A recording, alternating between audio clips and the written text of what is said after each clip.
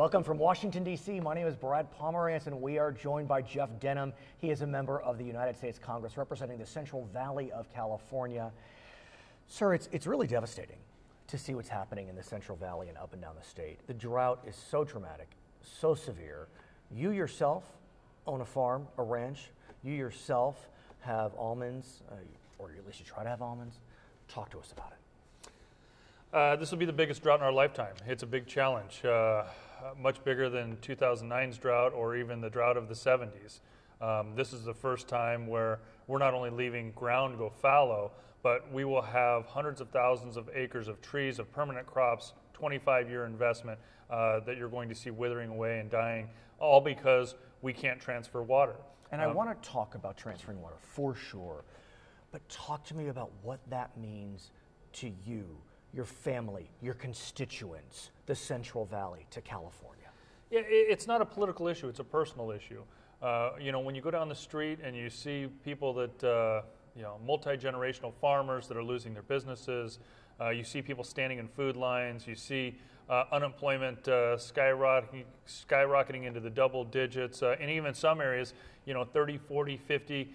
One city was 60% unemployment last time and could be worse this time. To see that type of devastation when it doesn't need to happen, when we can have the water, when we can store the water, when we can put a priority on our #1 industry and keeping people employed. So let's talk about storage. It is the issue of the day.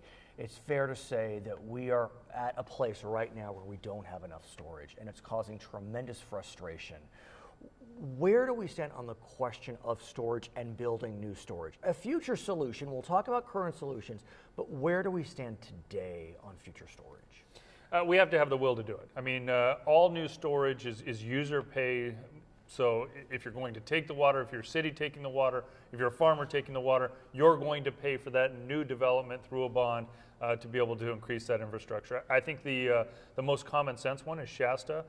Meeting with Dianne Feinstein and a number of my colleagues across the aisle, Shasta is not only the biggest opportunity, but it's the one that is, I think, has very little political challenges. But we also have 4 or 5 others that are ready to go too. And as I understand with Shasta, is it not that it just needs to be expanded? It's not as if we need to start from scratch? Correct. We just need to raise the existing spillway. And so Senator Feinstein appears to be on board. How do we get to a place, though, where we're not talking, but we're doing? Well, we passed our bill out of the House last week. Again, it's not only on short-term conveyance, but long-term storage. We need the Senate to show us their bill, put it into writing, pass it through your committee, send it over to the House, and let's do what Congress is supposed to do and actually work between the 2 houses to come up with a bipartisan, bicameral solution. So your friends on the Democratic side were frustrated. Whether that's right or wrong, who knows, but they were frustrated about the, quote, relaxing environmental rules in the House bill. Can we get to a place, meaning the Congress, where there's some compromise on this question? Because even Governor Brown, a Democrat, has said he does see a need for some relaxation. Absolutely. We can have some compromise, but we have to do it with a guarantee of water storage.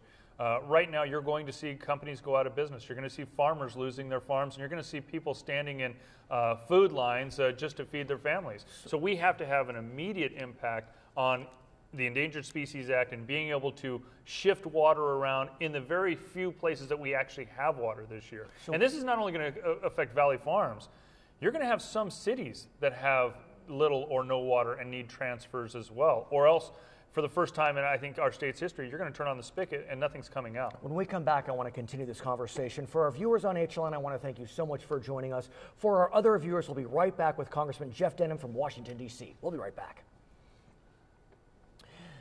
So, sir, we've talked about storage, and I think it's fair to say that all sides would agree at some level we need additional storage. What can you and I, though, do today? Storage takes time to build. Right now we need to do conveyance. We need to be able to move water from one side of the valley to the other, from north to south, and actually be able to move it to cities as well. So if we do nothing, the water will be released and it will go out to the ocean. Now some of that will have to happen naturally, but where we can, we need to be able to convey that water to the areas that most need it. And I believe that the reason we can't do that now is federal regulation does not allow this transfer to happen. I think Governor Brown has asked for a relaxation on that. Can that happen? It can happen.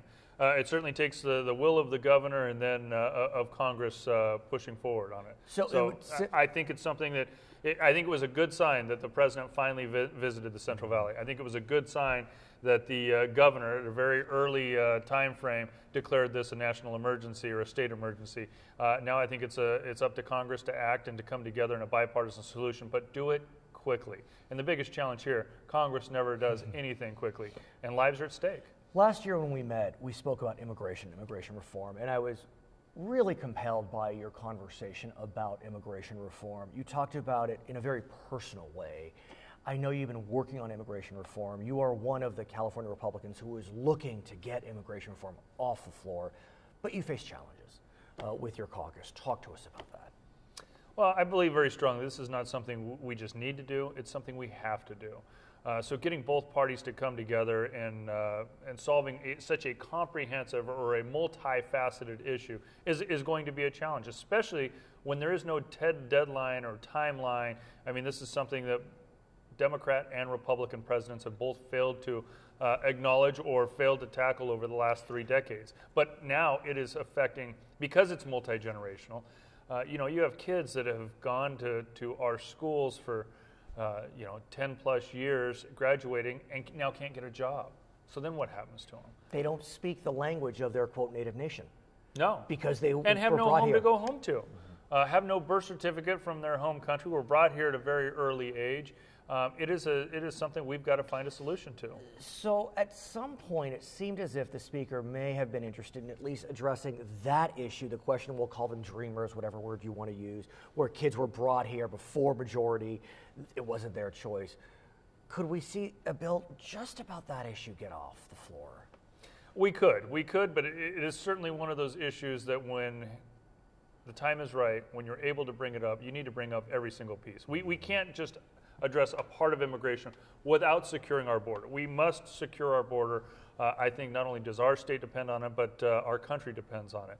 But to have economic growth, we have to address the dreamers. We need to make sure that we also have a pathway and a legal process for a guest worker program. We need to address all aspects so that we have a vibrant economy.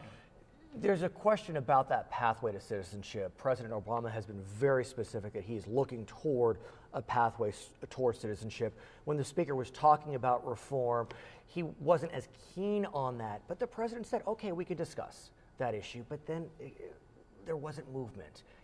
Do you think movement can be created again on this question? Absolutely. In fact, I was very encouraged at our Republican conference that we actually released a set of principles. Those sets of principles are very similar to the key principles in the Senate. Now we just need to connect the dots and connect the issues between the two houses. I want to ask you about your friends in your caucus, because I'm a Californian, you're a Californian.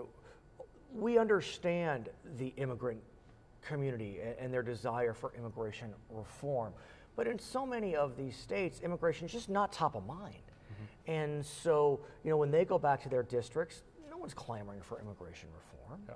And so how do you talk to those folks, your friends, in your caucus about this issue? Because it's got to be a challenge for them.